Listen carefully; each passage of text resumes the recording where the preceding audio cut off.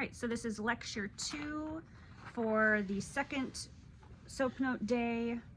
Now we're going to start talking about the intake interview itself. So, again, when we're filling in that SOAP Note, the S part completely comes from our intake interview, right? Because it's the client, what the client is reporting to us about their experience in their bodies.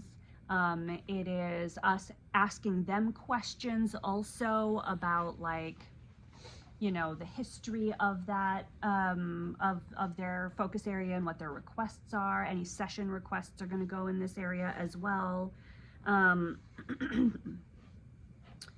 And again, it's not just that they like full body massage with a focus on the low back. It's why do they have the low back pain? What was the onset? Was it swift and sudden?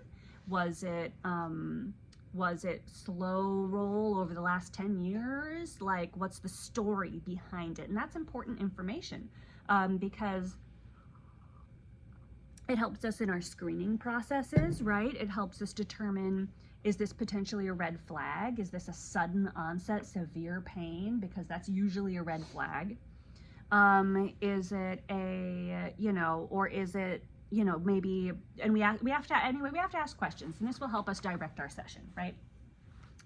And even if you just have, like, some places, they don't schedule you very much buffer time. Some places you have a full 30 minutes. Here you have a full 30 minutes. And in that 30 minutes, so you have 60 minutes of massage, and then you have 30 minutes of buffer time.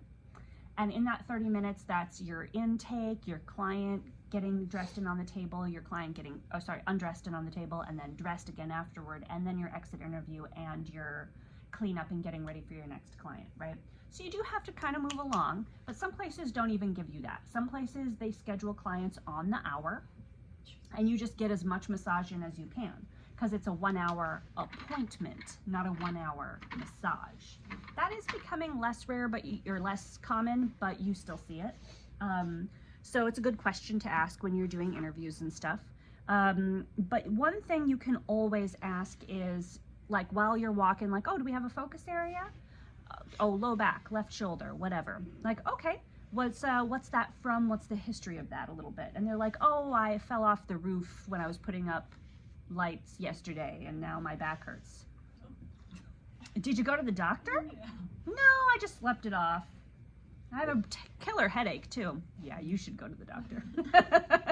You know, because people, they don't think about it. They're like, if they're a massage goer, they're like, I'm in pain, I'm gonna go to the massage therapist. You know, but in any case, we always wanna ask those questions and get a little bit more info. Like, if they fall on the ice, we should tell them to go to the doctor first. If they fall on the, well, it just depends. You know, you gotta ask those questions. Did you hit your head when you fell on the ice? Did you hit your head and feel woozy, or did you just slip on the ice and wrench your low back?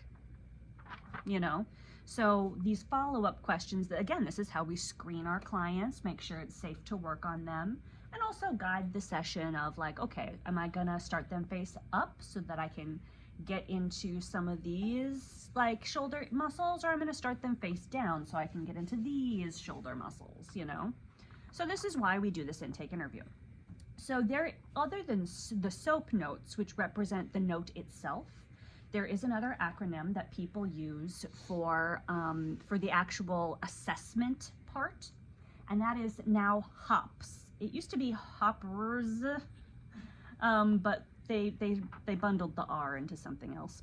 So HOPS stands for H is the history, right? What is the history of this issue? Did it start yesterday? Did it start 10 years ago? How did it start?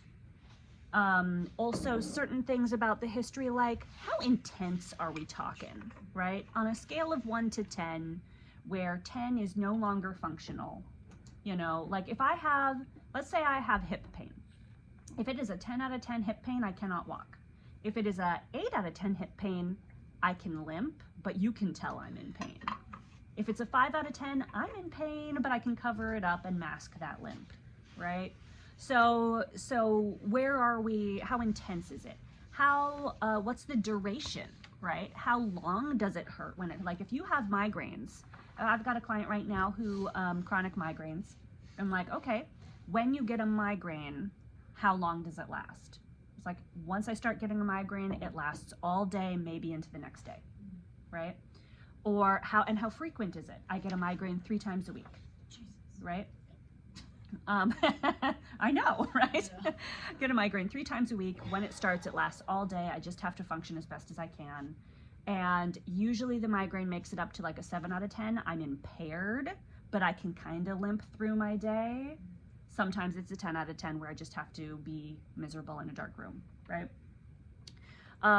So we're getting, what's the story of this pain? Does that make sense? And it gives us an idea of what we're dealing with, and it gives us something to chart about, right? So that client that I still see, who when I started with them, they were getting at least 7 out of 10 migraines about 3 times a week. Now they're getting one migraine, which starts maybe towards the end of their day and will last through the evening if they get one, maybe once every week or 2, right? They still get migraines, but that's a massive improvement for them. That's the kind of thing we chart, right? So we have to ask these questions of like, first in the initial intake, we need that information. What's the story behind, what's the history of this pain and this focus area? Yeah, question? Did you just start like feeling better because of the relaxation, or do you focus specifically like the neck and... Yeah, so that particular client, we do focused sessions, and in your massage class, once we get through the routine part, we'll start introducing focused session work. But yeah, so yeah, because there's all kinds of things that can happen in the tissue, trigger points, fascial adhesions, all kinds of stuff. But in any case, in our charting, we want to chart those changes over the long term as we see these clients again and again, and that means we need to do an intake interview, and we need to do it every time, right? It'll be more in-depth the first time, but every time I see these clients, how are you doing? Did you have any migraines? How's that? This other thing we were working on. I had another client that I started seeing. I saw them for about a year. They had a spiral fracture in one leg from a scooter accident, like a moped, and so they had massive surgeries from this spiral fracture, and they had pins, they had plates, they had follow-up surgeries, and once all of the surgeries and everything were healed and out of the way, I started working with them. And every single time I'm like, where's the range of motion at today? What's the pain level been this last week? And so you do the in-depth one first, and then every time you always make time for at least a little tiny baby check-in in terms of your intake interview, because you have to be able to track that information. Part of the reason for that is yes, so you have a record for your soak notes, but part of it is also to determine when it's time to responsibly say, I think we've gotten as far as we can get, right? So in the last several years, I've had maybe 6 people come to me for chronic pain after a concussion. I was able to help about 3 of them, significantly help about 3 of them. And the other 3 I worked with a couple of times. There were some things that we were able to help, but the primary symptoms of, say, brain fog, vertigo, a lot of the vertigo I can actually kind of help, but there was one in particular where it just wasn't doing anything. And I'll work with them, and I'll work with them a couple of times, but then there comes that moment, it's like, okay, I've seen you for 3 or 4 sessions now. If we were going to be able to make a significant improvement, we would have started to see it by the 4th session, like really consistently. Usually you have some kind of improvement, a little bit maybe that first time, but if you've seen someone 4 times and you're looking at your notes and you're like, it's kind of the same, you can say, I can keep seeing you for a massage if it's an experience you like, and we'll just do general relaxation massage. But it would be irresponsible of me at this point to continue to pretend that I might be able to help your issue. You need to see some other kind of specialist, right? And our soak notes help us keep track of that, right? I'm sure people really appreciate that level of Yeah. on it, so that they're not just pouring money. Exactly, 'cause it's- Exactly, because insurance often doesn't cover massage. This is something they're paying for out of pocket, just hoping that it's going to help them. And sometimes it really does. And sometimes there's things we just don't affect, you know? So, like I said, you need to do that intake interview and you got to keep track of it. So H in the HOPS stands for history. That's getting the story. What's the history of the issue and what's the history been over the last week or 2 weeks or 3 months or whatever since I last saw you. Then O is still for observation because you're going to look, some things are like range of motion things, like client comes in and they can only lift their arm up to 90 degrees, you know, and then the next time maybe they can get it to, maybe 20 more degrees. But and so you're tracking something you can objectively see or observe or measure, right? You're looking at their stride. You're looking at the pronation or supination of their feet. You're looking at where they're maybe like they're come in and they've got like their shoulders are up by their ears, and then slowly, they've got that posture that's normalizing, or their forward head posture. So observation is just using your eyes. For us, right, no, never mind. That gets its own point. Did that make sense, right? Yeah. Okay. So palpation. So for palpation, in other practitioners, maybe they will do this if they're being thorough, but they're only going to touch it for like 4 seconds, like a literal 4 seconds. So if I come in with a shoulder injury and I'm like, there's a little bit of it hurts right here. They're like, okay, can I feel that? And they'll put their hand on it and I'll wiggle it a little bit and they'll maybe jot down a note, but that's it. One of the reasons that massage therapy is really different is the sheer quantity of time we spend palpating the body. Our entire session, our entire treatment is also a palpation, because as you're massaging and applying cross fiber friction, you press and hold, you do these effleurages, you're feeling that tissue for the whole hour. There is no other healthcare field where they are going to have their hands on you palpating that tissue for an hour, right? It is one of the major strengths, and it's what makes us soft tissue specialists, honestly, is because we are literally up to our elbows in people's tissues on the daily. And we get a much just like those people, who they can decide, they'll say, 16 cards, and they'll go exactly 16 cards down a deck by feel, right? That's what we get to be like with the tissue. I can't do the card trick, but I mean, I guess I haven't tried, but I feel like I wouldn't be able to do it. I think you probably would. I don't know. I don't know. think on a, Because then I gotta count large numbers and there's 52. I gotta feel. Anyway, that's beside the point. The point is that we get to be soft tissue specialists, partially because of our knowledge, but partially because of our palpation, right? And so the whole session will be palpation for us. That's something that's ongoing. And then S is special tests. So special tests are things in a doctor's office. This would be something like an MRI, or if you think somebody's got carpal tunnel, you can do a nerve velocity conduction test. You can do an X-ray. You can do special tests, right?